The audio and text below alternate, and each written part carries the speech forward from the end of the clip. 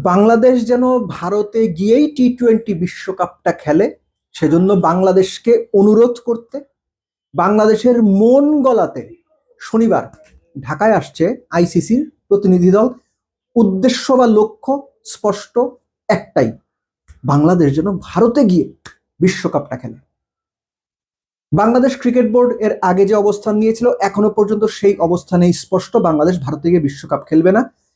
এই সফরে একজনই আসছেন, আইসিসির দুর্নীতি দমন কমিশনের বা ওই বিভাগের একজন জেনারেল ম্যানেজার। সেই ভদ্রলোক একাই আসছেন, দুজন আসার কথা ছিল, একজন ভিসা জটিলতায় আসতে পারছেন না, একজন আসছেন।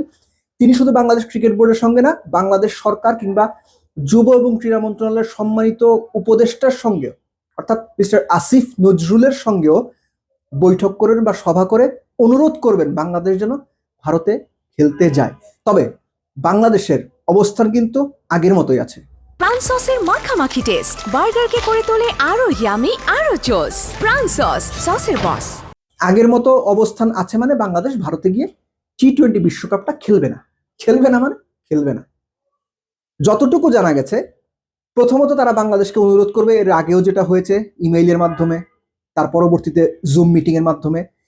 এবার যেটা হতে পারে যে, এর আগে একটা আলোচনা উঠেছিল, আপনাদের মনেই থাকার কথা, যে শেষ পর্যন্ত কলকাতা থেকে ম্যাচ সরিয়ে অন্য কোনো ভেন্যুতে, যেখানে বাংলাদেশ দল, সমর্থক এবং সাংবাদিকদের বা গণমাধ্যম কর্মীদের ঝুঁকি তুলনামূলক কম। ওই যে এর আগে একটা আলোচনাতে বলেছিলাম যে ঝুঁকি বিভিন্ন জায়গা বুঝে অ্যাসেস করা হয় বা পরিমাপ করা হয়, কোথাও নিম্ন, কোথাও মাঝারি, কোথাও উচ্চ। সো নিম্ন ঝুঁকি যেখানে আছে, যে জায়গাগুলোতে আছে, সেখানে যেন বাংলাদেশ খেলতে যায়, বাংলাদেশকে হয়তো সেই প্রস্তাবনা দেওয়া হবে বা সেই অনুরোধ দেওয়া হবে এবং ডিটেইল প্ল্যান দেওয়া হবে। কি ধরনের নিরাপত্তা দেওয়া হবে, কি ধরনের প্রোটোকল থাকবে, প্র্যাকটিস গ্রাউন্ডে যাওয়ার সময় কেমন, ম্যাচ ভেন্যুতে যাওয়ার সময় কেমন, এই বিষয়গুলো ডিটেল করে বলা হবে।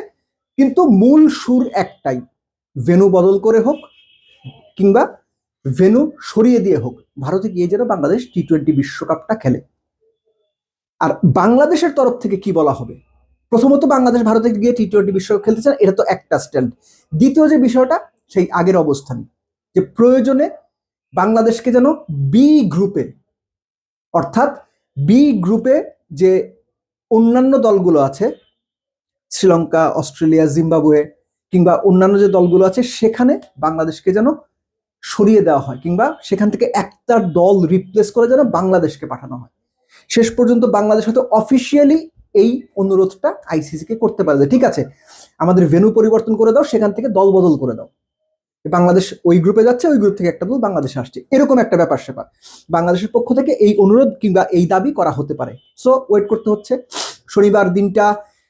এই সিদ্ধান্তের জন্য সিদ্ধান্ত আসবে কি এই মুহূর্তে সেটা বলা যাচ্ছে না, না আসার সম্ভাবনাই বেশি, কেননা আইসিসির যিনি কর্মকর্তা, তিনি দেশে থেকে বা বাংলাদেশে থাকা অবস্থায় সিদ্ধান্ত দেবেন না, এটা নিশ্চিত, মোটামুটি নিশ্চিত।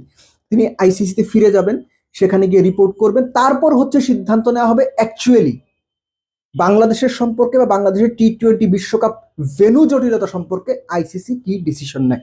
কিন্তু শেষ পর্যন্ত বাংলাদেশের স্ট্যান্ড ওই আগেরটাই, ভারতে গিয়ে বাংলাদেশ টি-20 বিশ্বকাপ খেলবে না, খেলছেও না।